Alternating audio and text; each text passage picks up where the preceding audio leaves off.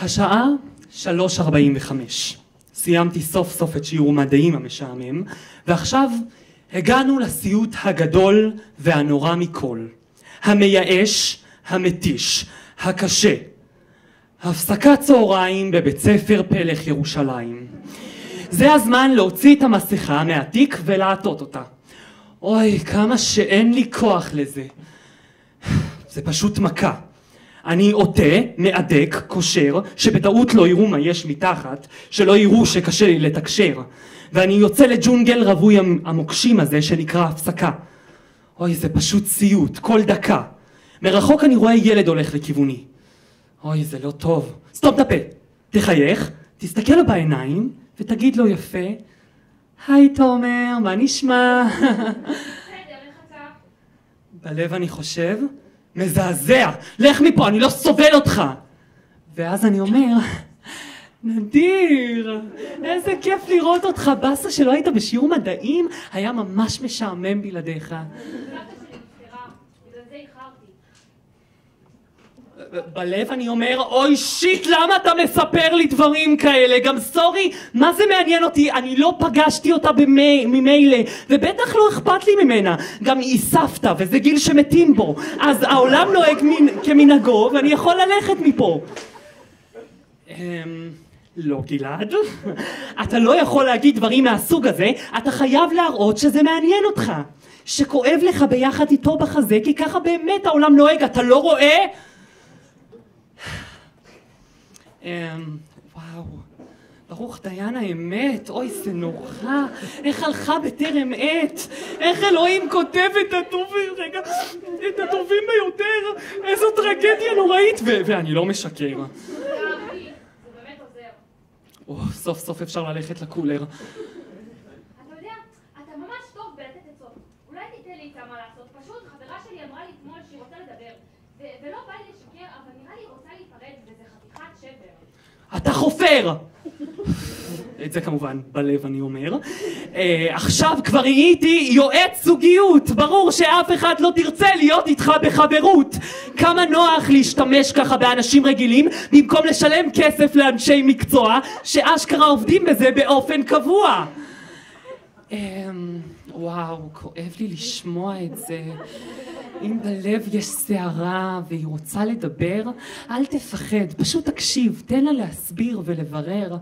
אל תנחש ואל תסיק לבד מסקנה, רק שיחה אמיתית תביא להבנה. וואו, זה רעיון טוב, תודה אחי. בסיוט, בעצם בכיף. היה לי העונג. נראה אותך במתמטיקה? בלב אני אומר, יש לי ברירה, לראות שוב את הפנים המחוצ'קנות שלך. אחי, לשים דורדורנט זה לא המלצה. כן, בדוק, אשמח לראות אותך. האמת, יש מצב שאתה עוזר לי בעוד איזה משהו? בונה, אתה רוצה מכות? למה להרוס לבן אדם תמים את ההפסקות? מה עשיתי רע? בסך הכל אני שומר מצוות ולומד תורה. אתה נצלן וחופר ואתה לא מעניין אותי. לך מכאן יא בן בליעה, לך תמצא חיים. כל החפירות שלך מעניינות לי את סבתא. ניני בניני בפנים שלך, לפחות לי יש סבתא. אוי אוי אוי, שתנוח על משכבה בצרור החיים. בעצם למה צרור? רק מפתח אחד, כמוך. יא ילד, מפתח ותחליף את הרצועה, למה זה מביך ומבדח. שיט, לא, אני לא מאמין. את זה כבר לא אמרתי בלב. בכל אמרתי את זה והוא שמע. אוי גלעד, מה אתה עושה? הכל באשמתי. תשמור את המחשבות שלך לעצמך, ולמה אתה כזה דרמטי ומגזים כל כך? אני שונא אותך. אני מגזים? אתה מגזים. בעצם אנחנו אותו אחד הזה. אז שנינו מגזימים. טוב, מה לעשות, אנחנו אוהבים להגזים, פשוט אנחנו קלישאה של שחקנים. הוא הלך. אוי, אני כזה סתום. אוי, הוא בטח עמום. אבל אתה תתנצל. כן, כן, אני אתנצל. אתה פשוט בן אדם שצריך להישאר בצל. אבל לפחות עכשיו אתה יכול להיות עצל, לא להתאים את מיקום העיניים, לחשוב על ניסוחים פעמיים, לחייך, להיות נחמד. אני יכול להפסיק להיות מפוחד שיראה מוזר בשיחה. זהו, עד ההפסקה הבאה. מי ידע ששנתיים אחר כך יקבל להתנהגות שלי שם? אוטיזם. בעצם לא. בעצם בתפקוד גבוה. בעצם בתפקוד ממש ממש ממש גבוה. אז בעצם אפשר למצוא מרגוע. בעצם זו טעות של המאבחן. הוא שנא אותי, הוא חשב שאני מעצבן. אבל איך אפשר לחשוב ככה? אני מלא בחן.